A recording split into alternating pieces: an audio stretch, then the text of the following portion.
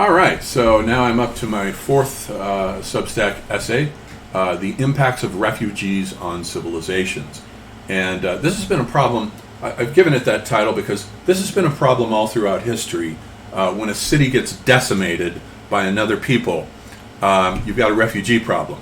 And either the refugees stay in place and suffer under the new regime, or they flee, which would the fight or flight response is normally activated in the nervous system when you're under maximal stress, what Heiner Neumann calls maximal stress events. When you're under maximal stress, either you turn around and you fight, as the Greeks did at Marathon, or you run, as most civilian refugees do, because they're not trained soldiers. They want to raise families, and that's all they're interested in. So that's what refugees normally consist of.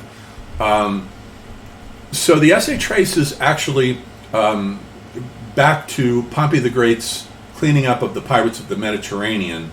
Although this goes much further back in history, as anyone who has read the Old Testament knows, the Hebrews were attacked first by the Assyrians in 722 BC in Israel, decimated the population, and Tiglath-Pileser III took that population and relocated them so that Israel, the northern kingdom, was no more and never did recover.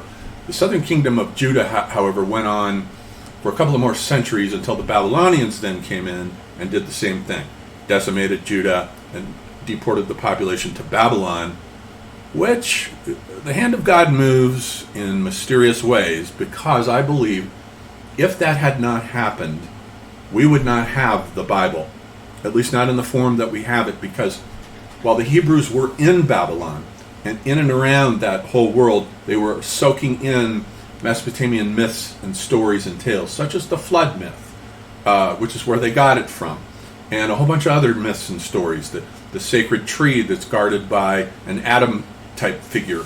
All that stuff comes from Babylonian mythology, and also when the Persians came and conquered the Babylonians and restored them, then they were exposed to Persian ideas as well.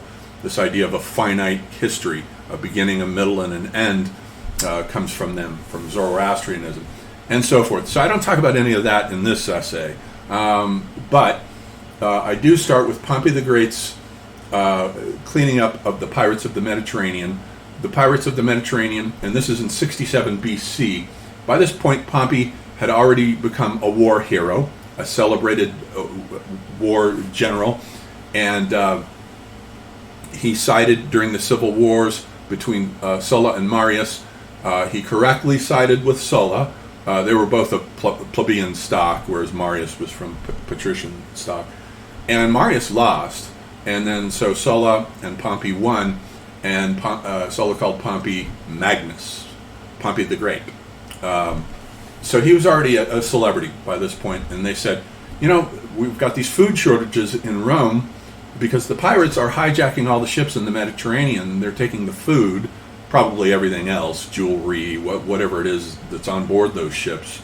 There's always more than just food. But there was a major food shortage, and it was causing inflation in Rome, driving the price of corn up, and there was less and less food. So Pompey said, okay, I'm the man for the job here. And he was given 3 years to clean this up. Took him 3 months. Now that's a competent man. That's a man who gets a job done. Unlike what we've seen here with Afghanistan, this is competence here. So he started in the Western Mediterranean, and the Mediterranean traditionally has been regarded as being cut in half by Sicily. Everything to the west of that and everything to the east of that. Western Mediterranean, Eastern Mediterranean. He started in the west, and like using an eraser to erase chalk off a chalkboard, he simply erased the pirates from the face of the Mediterranean, moving from west to east, and just completely dismantled them. But now he had on his hands a refugee problem. Now all these pirates are out of work. Sound familiar? Remember what happened in Iraq after toppling Saddam Hussein, and then now you've got all these his men who are soldiers who are out of work, and they became very dangerous individuals, and it completely destabilized the Middle East.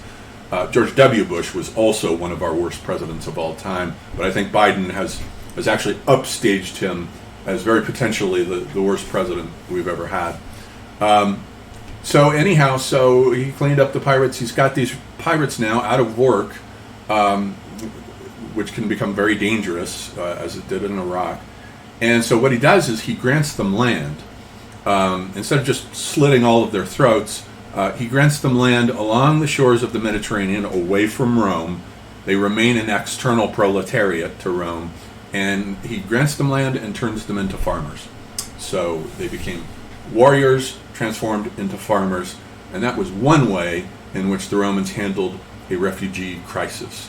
The Egyptians handled it in a different way with the Sea Peoples, but I don't want to give all this away because I want you to subscribe to my Substack site, which is $5 a month. And I just came back from Starbucks with a Trente iced coffee, their largest coffee. I think it was $4.69. So it's not much. I doubt it's going to put anybody out on the street paying $5 a month. But it helps me, and it adds up. The more subscribers I get, and it helps me to survive and continue doing these essays. I've already have a brand new one lined up on what the coming planetary religion will look like. I'm sketching out its outlines for this next blog. So that's where I'm at on Substack. I hope you'll subscribe. Keep in mind, I still do private astrology readings. If you're interested in that, hit me up at johndavidebert@gmail.com. And, of course, I always appreciate new subscribers on Patreon. That helps, too. So come join us on Substack.